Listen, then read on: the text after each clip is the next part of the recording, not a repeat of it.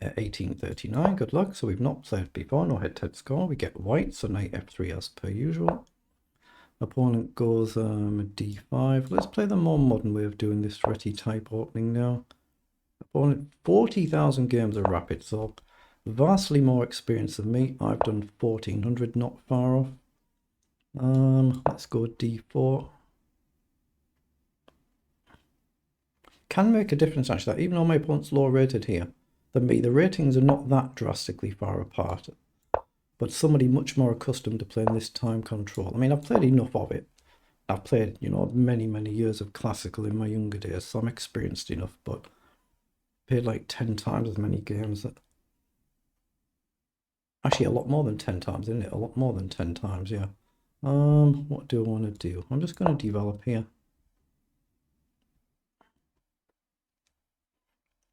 So just a normal d4 queen's pawn game, this one, really now, not an a Reti game. I'll take a chance to attack the bishop there, just to shove it back. That's what he does. I don't think there's any useful sacrifices anywhere. Just debating what to do with my bishop. That I'm not sure about. So I'll just play some potential holding moves for now. Try and gain a little bit of space, just because I don't see anything else better to do. And maybe put the bishop on the diagonal here. And at some point, black, I expect, will just blast the center. But we'll find out, we'll find out. Maybe I can drop the knight back here or here. And he'll probably just play bishop back, and I won't be able to go here, depending on what he does. So he wants takes, and then he wants to play forward. So takes, knight back, f5. Well, bishop back first, then f5. Actually, yeah, he's going to play forward anyway, isn't he? But I can't ignore it because my knight's hanging. So we'll take. And I'm just wondering whether to go forward and sack a pawn here, but I don't think it's feasible. So if he goes back, I'll probably just try and challenge that bishop before he plays f5. Or he just trades first. So we might get f3 or f4 in then, because he's going to play f5 pretty much for sure. And as soon as I say that, he plays the move I did not expect. Okay, fair enough. Let's develop our bishop then. I thought the whole idea generally behind this sort of structure is to play f5 and get your nice pawn block. He's actually going for a checkmate instead. That's slightly problematic, isn't it? So I can hold on for a move and then play g3 when the queen gets here. There's not much else I can do with this. So let's just develop a rook and then we'll go g3. Then he'll probably play knight. Well, actually knight up wide now. This move he doesn't have it because of my queen. But the idea will be to try and sack at some point, and I'll have to try and bring a rook behind so the king can run. Something like that, that sort of gist. Or again, he can move the knight, come pawn forward, and then bring the knight back. And then as soon as I say that, I'm getting a lot of these wrong, aren't I? He's pushing the other side. So can we go here and threaten to take then? What's wrong with that? What's wrong with d5 here? At least for one or two moves, my king is safe. As long as I don't do something stupid. So why can't I push here and hit this and threaten to open things up then? Worst case, it opens up the scope for my bishop, doesn't it? So even if it doesn't actually achieve anything. But yeah, he's let me take the knight. Okay. So he's let me take the knight. Now I'm going to take this pawn. But again, this could be good for our opponent, getting the rook to attack here. It could turn out to be good for our opponent. So I've got rook here, I've got queen here I'm looking at to hit this pawn. Rook here, maybe you just go here, but it's got to be right, I'll say it's got to be right to go the open file. Maybe I shift the knight and don't worry about this. Actually no, I should worry about that. I'm going to push the pawn here. I've got to think about my king's safety first, so yeah, he's played his queen in to guard everything. Logical, very logical. So I'm going to play knight out wide to try and come in over. But as soon as the rook gets here, he's threatening to sack again. But he's not playing for it right now at this moment in time. Okay, so I've got knight here to go here, looks nice. But can I double up on the pawn? I can't go there, but I could go there with a check and then simply across. Then we've got a nice target to see if we can get the queen off. Knight in to go here could be nice. I want to get my rooks active though. So I'm going to go here and try and double the rooks up and put pressure on the pawn just before he blows my defences wide open. But that's what he's going for. He's going for rook here to sack. But right now, if I take, my queen's protecting. So I am threatening to actually win the pawn here.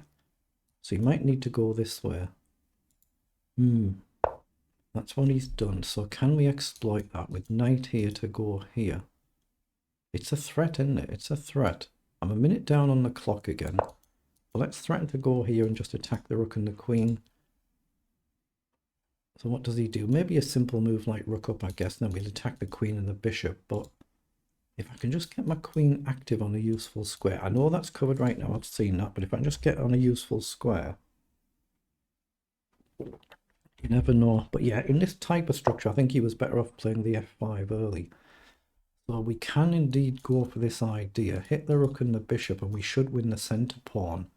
We might lose our own centre pawn, but right now it's covered. So what's wrong with this? Say he moves his rook somewhere, anywhere. We can just take the pawn. We don't even have to take the bishop, right? Oh, but can I go this way then? But I lose out on the tempo attacking the rook. But here, I think he can defend it. So I'm just going to go this way for now. And I'm going to try and win a valuable centre pawn. So I'm not looking to take the bishop this move. Maybe it might be sensible to. It's really, I'm just trying to win the pawn is what I'm aiming for here. So I'm going to take that valuable pawn. It weakens the other pawn as well. So again, now we may be more tempted to try and trade here. And we're threatening to pin the queen as well. So he's going to have to move his bishop, I guess. 1, 2. He's got 2 squares to move the bishop to. Okay, oh, he's moved the queen, but now can we just check and collect his bishop then? That just wins, right? Well, I say wins, it should win because we're getting a free piece, but my knight might get trapped, you never know. So let's just take... My king feels safe here because the queen's around. I don't think there's any repetition there. My knight's got a square here, my queen guards this. It should be good enough. There's a pawn here, but it looks like just a pawn. So I think we just want to get our knight back and bring the knight right back. As long as there's no crazy repetition, I mean, you can maybe try this, I suppose, probably his best bet, but maybe queen here. As long as I get my pieces back in the coordinated, hopefully should be good. But here, I think I can even take, yeah, get the knight back, and then we're threatening a check potentially, depending on what he does. So here we can take, and queen takes, we check. So we're fine to take there. He can't take because of the check. And I cover this check with my queen, at least for one move anyway. Maybe he can do the following move. So he spotted that. So what can I do now? Queen back. If he takes, I just check here. Then my king looks really safe. So I think ultra cautious, queen back. He'll take and I'll check. Then we'll try and coordinate the knight and the queen. If the queen comes off, it should be easy. It should be. It doesn't mean there's not any game can be blundered or mouse slipped, of course, but it should be comfortable, I suppose I should say, not easy, comfortable. Let's check. I've just got to figure out how to collect some more pawns. That one would be nice, and then we can push. If he builds a big pawn chain, though, it could get awkward. But I've got another nice square here. Alright, he has to step this way, doesn't he? And I can pin the queen. He can't go this way, and he can't block, so the queen should actually be off. I missed that when I played the check, but yeah, I think the queen's off, so that should be good enough. He can't step there because of the knight. If he blocks with the queen, we can simply trade, and if he goes this way, we can pin the queen. So let's see if he did have an attack in that opening there. I think he might have done with f5 concept. 35 moves there, the move times for both players there. So we'll analyse it. The quiet variation of the Slav defense. If you click on that, you'll get some puzzles to do, but it felt like he played the opening very well. And he got a good position, but then he backed out of this f5 concept. And indeed, black is slightly better, 20 moves in. I mean, to be fair, it looks like there's no bad blip, so we both played the opening okay. And then it changes around about move 21, 22, and we just build a gradual advantage. So, yeah, 94 and 86 on the accuracy. No bad blunders from either of us, but let's just take a look. So actually, nothing has been really flagged in the first 20-odd moves. You see that in a lot of my games because I just try and stick to good principle chess instead of crazy gambits. I don't really play gambits as such, so it tends to be the same for me and my opponents. But yeah, in this general concept, you see it a lot maybe in the quicker time controls in Blitz, for instance, but You want to try and play a move like f5 just to get a really good solid pawn clump here. But then he didn't actually do that. Bishop takes was good, and then that's when I expected f5 here. That's what he should have played, yeah. He didn't. He put the knight there, which then blockades his pawn. But that's what I was expecting. It's still basically equal. And then we're supposed to play b5 and try and push on the queen's side if f5 comes. But he blockaded his pawn. But it's still just essentially level here. We make a slight inaccuracy. We can see when we do play b5, we play that at the wrong moment. I should have played knight across to b3. Well, I guess it creates the immediate attack, doesn't it? Because we attack the pawn with our rook. And the knight's got potential squares as well. That's fair enough. So then he played queen in. So just a few slight inaccuracies here. He should have played a4. And then that gives him a big target for this pawn. It's hard to then protect. Okay, so knight b3 was good again here. Instead of b6, he should have been going for king across, rook across, I guess, earlier. The potential is rook takes, pawn takes, queen takes, but right now my queen is defending.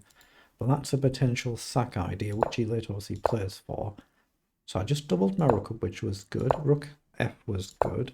Knight d4 was good. Knight c6 was good.